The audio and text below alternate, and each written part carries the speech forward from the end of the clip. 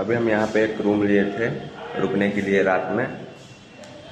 इसका इंटीरियर देखिए कितना अच्छा शानदार है, जो हवा महल के बगल में है। और दिखाते हैं आप लोगों को। इसका सीढ़ी देखिए कितना बेजोड़ है बनाया हुआ, इतनी सी छोटी सी साइज में है। देख रहे हैं, घूम घूम के गया है। अभी हम बाहर जा रहे हैं।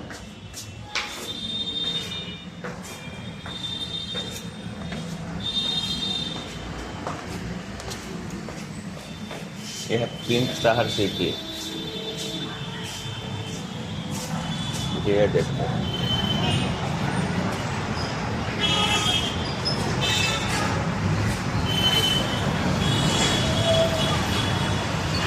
अभी हम लोग इसमें थे।